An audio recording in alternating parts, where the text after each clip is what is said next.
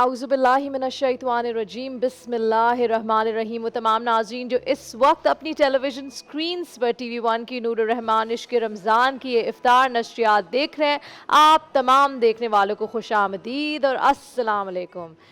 नाज़रीन, आज एक बात करना चाहती हूँ जो माशरे का अहम मसला है, जिसमें हम ढूंढते हैं किसी तरह कि इस पे कोई रियायत मिल जाए, इस पे कुछ हमारे साथ आसानी हो जाए। और हम आम तौर पर इस पूरा साल इंतज़ार करते हैं, मैं बात कर रही हूँ ज़कात के हवाले से, हम आम तौर पे पूरा साल इंतज़ार करते हैं कि इस एक महीने में हम ज़कात देंगे। उसके बाद हम ये भी ढूंढते हैं चीज़ें, मुफ्ती के पास जाते हैं, मौलाना साहब के पास जाते हैं, हम पूछते हैं कि ये इस पे अगर मैं ना दूँ तो कैसा होगा, क्या मुझे इस पे गुंजाइश है, क्या मुझे इस पे इजाज़त है। आज हम ज़कात के हवाले से बात करें, लेकिन इससे पहले कि मैं ज़कात के हवाले से बात करूँ, एक छोटी सी बात आपके सामने पेश करूंगी।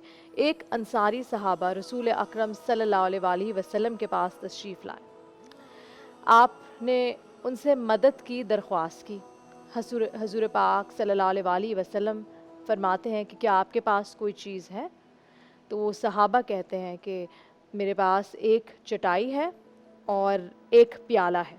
तो आप सल्लल्लाहु अलैहि वसल्लम वो दोनों चीज़ उनसे मंगवा लेते हैं।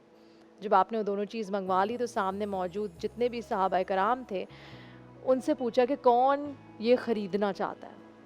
तो किसी एक सहाबा कराम ने ये दोनों चीज़ें, एक सहाबी ने दोनों चीज़ें 2 दिरहम में ख़रीद ली। आप सल्लल्लाहु अलैहि वसल्लम ने 2 दिरहम उन सहाबी को दिए और कहा कि एक, और फरमाते हैं कि 1 दिरहम से अपने घर में खाना लेकर जाओ, और जो दूसरा जो बाकी का 1 दिरहम बचा है उससे आप एक रस्सी और कुल्हाड़ी ख़रीद कर जंगल में जाकर लकड़ी काटें और शहर में जाकर बेचें।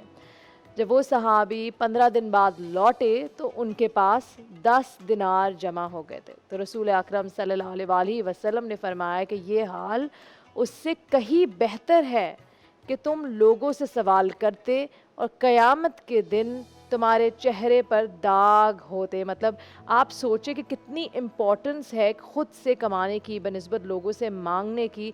और आज हम बात करेंगे ज़कात के हवाले से कि ज़कात किस तरह हमारी पर्सनालिटी, हमारी शख्सियत को बेहतर बनाता है, क्या तब्दीलियाँ हमारी शख्सियत में लाता है, और उसके साथ साथ सोसाइटी के अंदर क्या पॉजिटिव चीज़ें ज़कात की वजह से होती हैं, दूसरों के फाइनेंशियल स्टेटस किस तरह बेहतर होते हैं और बेहतरी की तरफ जाते हैं, और हमारा मज़हब, हमारा दीन, रसूल पाक सल्लल्लाहु अलैहि वसल्लम क्या फ़रमाते हैं ज़कात के हवाले से, सदक़ात के हवाले से। आज ये सारी चीज़ें हम कवर करेंगे। सुख़ने इश्क में तो बढ़ते हैं सुख़ने